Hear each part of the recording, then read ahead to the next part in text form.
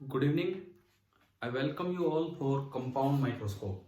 हमने last time simple microscope पढ़ा और उसकी रेंज एंगुलर मैग्निफिकेशन निकल के आया dy/f से लेके 1+dy/f तक। तो उससे एक स्टेप आगे है कंपाउंड माइक्रोस्कोप। इसकी जरूरत क्यों पड़ी? क्योंकि जो आपका सिंपल माइक्रोस्कोप है उसका मैग्निफिकेशन लिमिटेड है। जो आपकी रियलिस्टिक फोकल लेंथ होती हैं जिनको बनाना पॉसिबल है उसके लिए इसका मैग्निफिकेशन लेस देन और इक्वल टू 9 ही रह पाता है due to limitation in forming the lenses. Focal length आप कितनी छोटी कर पाओगे? तो आपका ये था dy/f से लेके 1+dy/f तक। अब ऐसा थोड़ी कि आप बहुत ज्यादा छोटा भी आप बना पाओगे, वो एक लिमिटेशन है हमारी, हम बना नहीं पाते हैं उससे छोटी फोकल लेंथ। तो इसलिए इसका जो मैग्निफिकेशन है वो लेस देन और इक्वल टू 9 रह पाता है। तो अगर आपको ज्यादा मैग्निफिकेशन चाहिए, जहां पे जैसे बैक्टीरिया, वायरस, इन चीजों को आप नहीं देख पा रहे हैं, तो ज्यादा मैग्निफिकेशन चाहिए, तो उसके लिए आपको क्या करना पड़ेगा? तो वहां पे for larger magnification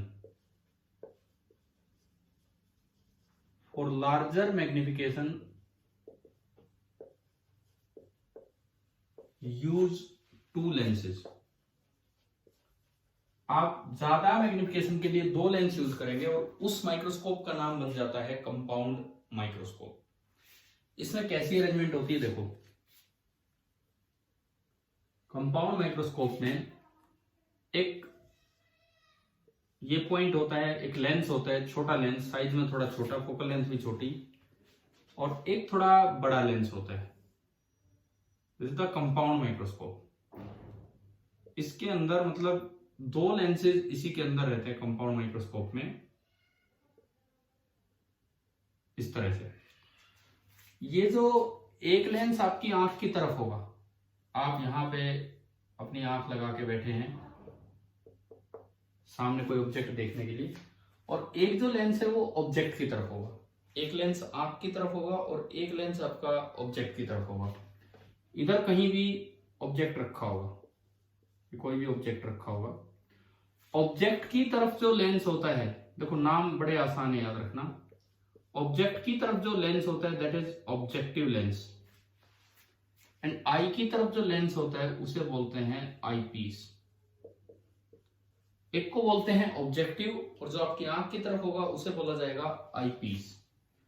I piece लगभग वैसे ही काम करेगा, acts as a simple microscope. उसका एंगुलर मैग्निफिकेशन बढ़ाने के लिए एक और लेंस के सहारा लिया गया है। तो आईपीस का तो वही काम है जो आपने पीछे पढ़ा, यानी कि खाली आईपीस की अगर मैं बात करूं तो मैग्निफिकेशन ऑफ आईपीस जो रहेगी वो d/fe से लेके ई स्टैंड फॉर आईपीस कहां तक रहेगी? 1+d/fe तक। जो आपने कल सिंपल माइक्रोस्कोप में पढ़ा वही आईपीस का काम है। इसकी जो मैग्नीफाइंग पावर है वो d/fe, fe हमने अलग से बोल दिया, इसको fo बोल देंगे, d/fe से लेके 1+d/fe तक होगी। अब मैं यहाँ एक टर्म डिफाइन करूं जिसको ट्यूब लेंथ बोल दिया जाता है, अक्सर ट्यूब लेंथ बोल दिया जाता है। क्या? सुनिए, ये कॉन्वेक्स लेंस है, ये भी कॉन्वेक्स लेंस है, तो इसका सेकंड फोकस इधर होगा और इसका फर्स्ट फोकस इधर होगा। इस लेंस का तो सेकंड फोकस इधर होगा, FO डिस्टेंस आगे, और इस लेंस का फर्स्ट फोकस इधर होगा, FE डिस्टेंस पीछे। ये तो है सेकंड फोकस, मैं ऊपर लिखता हूं इसमें, this is the second focus of objective and this is the first focus of eyepiece. तो एक स्टैंडर्ड कन्वेंशन है कि इन दोनों फोकल पॉइंट्स, ये दो फोकस बने, इनके बीच की जो लेंथ है उसे L से रिप्रेजेंट कर दिया जाता है, इनके बीच की डिस्टेंस को, उसे बोलते हैं tube length of the compound microscope. ये जो डिस्टेंस है, ये जो डिस्टेंस है, अक्सर हम इसे, क्योंकि ये आप एडजस्ट कर सकते हो, देखो ये फिक्स है, ये लेंस जहां होगा इतनी आगे इसका सेकंड फोकस होगा, ये फिक्स है, ये लेंस जहां होगा इतनी पहले उसका फर्स्ट फोकस होगा। लेकिन आप इन दोनों लेंसेज को चला के ना इस दूरी को चेंज कर सकते हो ना इस दूरी को, इसको चेंज कर सकते हो। तो L को बोला जाता है tube length of compound microscope. दोनों फोकस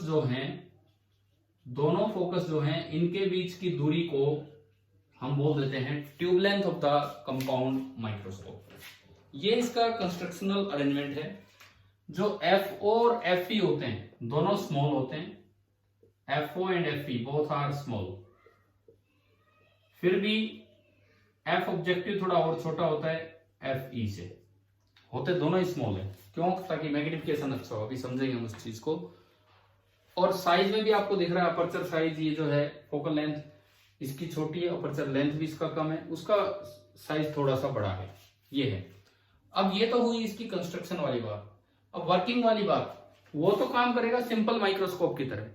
आप अगर फोकस पे उसके लिए ऑब्जेक्ट रखोगे तो वो नॉर्मल एडजस्टमेंट केस हो जाएगा आपके लिए।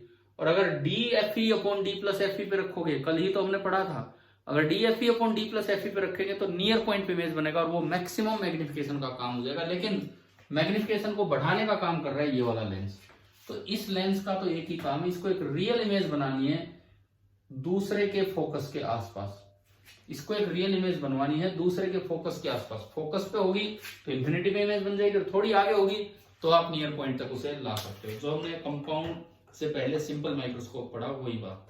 अब देखिए स्टार्ट करते हैं कि ये कैसे काम करेगा। सपोज आपने एक छोटा ऑब्जेक्ट यहां रखा, एक H हाइट का ऑब्जेक्ट, क्योंकि माइक्रोस्कोप है तो उससे आप छोटे ही ऑब्जेक्ट को बड़ा करके देख रहे होंगे। जो पहला लेंस है जिसको हम ऑब्जेक्टिव लेंस बोल रहे हैं, वो कैसी इमेज बनाएगा? वो उधर इमेज बनवाएगा, उधर, यानी कि रियल होगी। रियल इमेज होगी तो इन्वर्टेड होगी, और इसका काम है मैग्निफिकेशन करना, तो ये थोड़ी मैग्निफाइड इमेज बनाएगा। यानी कि जो ऑब्जेक्टिव लेंस है ये कैसी इमेज बनाएगा? It forms a real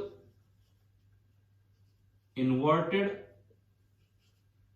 and magnified image. It forms a real inverted and magnified image. अब हम ये देखते हैं कि ये कैसे। पहले इसका रे डायग्राम एक बार कंप्लीट कर लें, उसके बाद हम आगे बढ़ेंगे।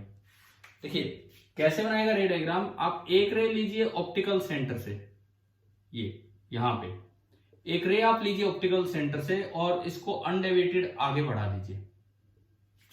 दूसरी रे आप पैरेलल टू प्रिंसिपल एक्सिस लीजिए, और जो पैरेलल टू प्रिंसिपल एक्सिस रे होती है वो निकल जाती है फोकस में से। तो जो पैरेलल टू प्रिंसिपल एक्सिस रे होगी वो इसके फोकस में से निकलेगी, यहां से जो इसका सेकंड फोकस है वहां। अब ये जो दोनों जहां भी जाके इमेज बना रही होंगी, ये दोनों जहां भी जाके इंटरसेक्ट करेंगे वहीं इसकी ये वाली इमेज बन जानी है। किसकी?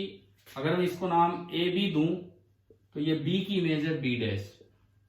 नियर टू द फोकस बना है, फोकस से थोड़ा सा आगे, फोकस से थोड़ा सा आगे, बिल्कुल फोकस पे अगर बन जाए, अगर दूसरे वाले के फोकस पे बन जाए, means second lens means eyepiece के फर्स्ट फोकस पे बन जाए, तो फाइनल इमेज इंफिनिटी पे होगी और आंख के लिए नॉर्मल एडजस्टमेंट केस होगा।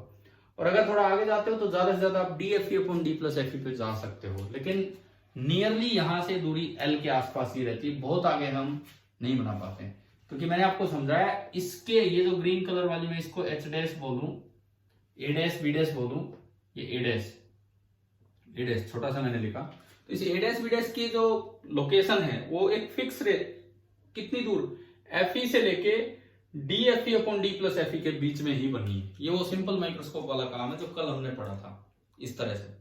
अच्छा जी ठीक है। अब सुनो, मान लो कहीं भी आपकी फाइनल इमेज बनती है, कहीं भी आपकी फाइनल इमेज बनेगी वो थोड़ी मैग्निफाइड बनेगी और इन्वर्टेड बनेगी, क्योंकि ये जो बनाएगा ये कैसी इमेज बनाएगा? ये वर्चुअल इमेज बनाएगा। जैसे इसने बनाई रियल इन्वर्टेड एंड मैग्निफाइड, ये बनाएगा वर्चुअल इरेक्ट एंड मैग्निफाइड। अब इरेक्ट, इसके लिए इरेक्ट तो नीचे ही आनी है, तो जब आप इसकी रे बनाएंगे तो एक रे यहां से ऑप्टिकल सेंटर से लेंगे, इसके ऑप्टिकल सेंटर से, और ये अनडेविएटेड आगे पास हो जाएगी, जो कि पीछे हम बढ़ा सकते हैं, जहां भी आपकी इमेज बननी होगी वहां ये चला जाएगा। दूसरी रे आप कैसे भी लो, मींस मैं लेता हूं पैरेलल टू प्रिंसिपल एक्सिस, और वो पास होगी उसके सेकंड फोकस से। अब उसका सेकंड फोकस जहां भी है ये आगे डाइवर्ज हो जाएंगी, क्योंकि वर्चुअल इमेज बन रही है। जहां भी उसका सेकंड फोकस होगा ये वहां से पास होनी थी। तो अब अगर आप इन दोनों को पीछे बढ़ा के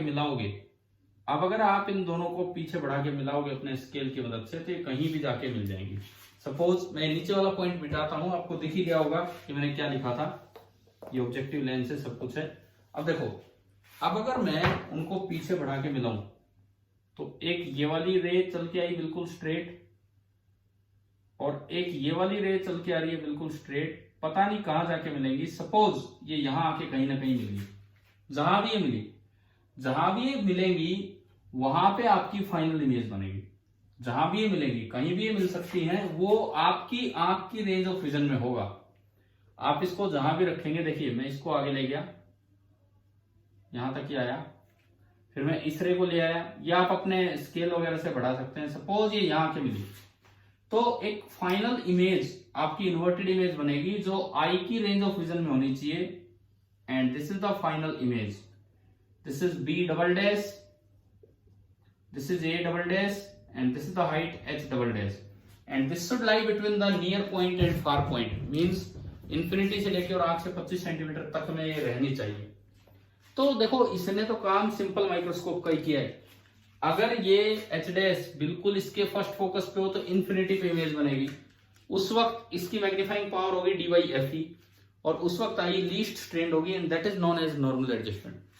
अगर ये इमेज थोड़ा और आगे, थोड़ी सी आगे, और ये दूरी हो जाए D F E upon D plus F E, जो कल हमने पढ़ा, नॉर्मल एडजस्टमेंट नहीं, दूसरा मैक्सिमम मैग्निफिकेशन, तो उस वक्त जो इमेज बनेगी वो आंख के नियर पॉइंट पे बन जानी है, और उस वक्त मैग्निफिकेशन मैक्सिमम होगा।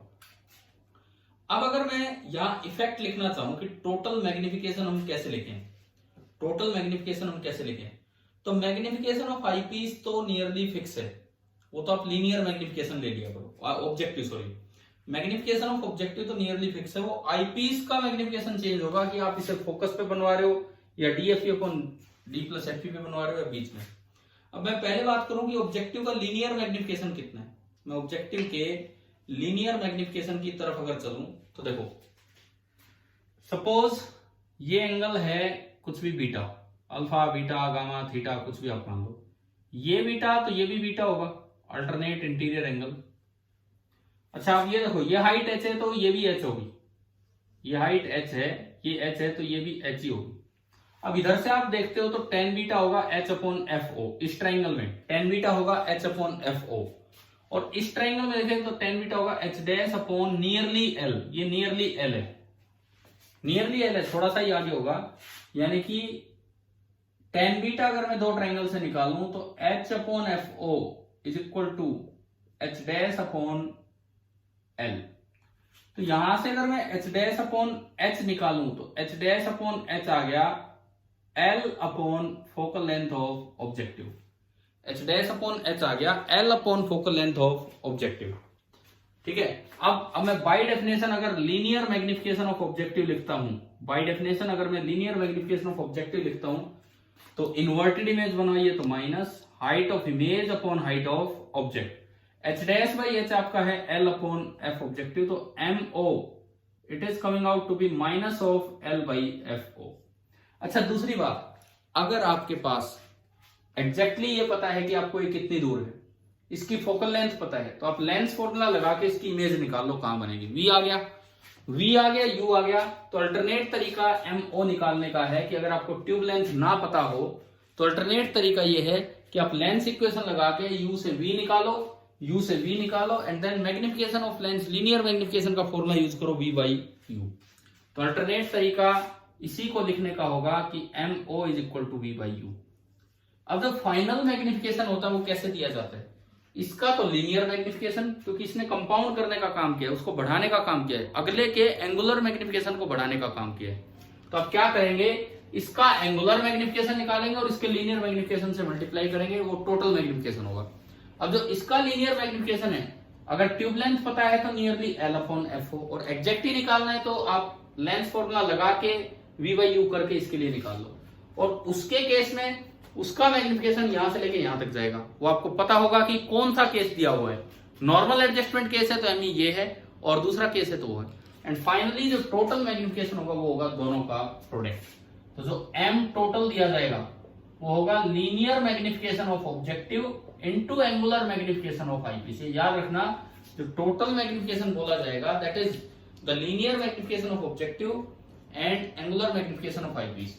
तो अब एक चीज देखो, मान लो नॉर्मल एडजस्टमेंट केस है, सपोज नॉर्मल एडजस्टमेंट केस है, तो जो टोटल मैग्निफिकेशन होगा नॉर्मल एडजस्टमेंट वाले केस में, जो टोटल मैग्निफिकेशन होगा नॉर्मल एडजस्टमेंट के केस में क्या बनेगा, अगर हम देखें MO that is nearly minus L upon FO into ME that is D upon FE। अब दोनों ही नीचे आ रहे हैं F और FE। माइनस साइन तो केवल ये बताता है कि इनिशियल ऑब्जेक्ट के रिस्पेक्ट में इन्वर्टेड है, और कुछ नहीं बताता है। तो आप ये देखो कि for M to be large, अगर आप मोड M को बड़ा करना चाहते हैं, अच्छा मैग्निफिकेशन चाहते हैं, FO and FE should be small. तो ये रीजन है कि क्यों एक कंपाउंड माइक्रोस्कोप की दोनों लेंसेज की फोकल लेंथ छोटी होती है। तो मुझे लगता है कि शायद आपको कंपाउंड माइक्रोस्कोप क्या है समझ में आ गया होगा। ज्यादा इंपॉर्टेंट था सिंपल माइक्रोस्कोप समझना, क्योंकि कंपाउंड माइक्रोस्कोप तो उसी को एक स्टेप आगे बढ़ाया और कुछ नहीं। हुआ क्या है, ये तो कल ही पढ़ लिया, ये रिजल्ट्स कल ही देख लिया, DFE upon D plus FE कल ही पढ़ लिया। बड़ा एक काम बस ये है, और वो तो वही लेंस वाला काम कर रहे हैं। हाँ, अगर ट्यूब लेंस पता हो तो आप इसका मैग्निफिकेशन ऐसे लिख लो माइनस लगा के, और नहीं तो भाई V/U से आप निकाल ही सकते हैं। तो शायद मैं मान के चलूं कि कंपाउंड माइक्रोस्कोप समझ में आ गया। अब जैसे क्वेश्चन आ जाए कि why must both the objective and eyepiece of compound microscope have short focal length, तो उसका ये रीजन रहा कि अगर ये शॉर्ट फोकल लेंथ होगी तो जो ओवरऑल मैग्निफिकेशन है वो थोड़ा ज्यादा हो जाएगा।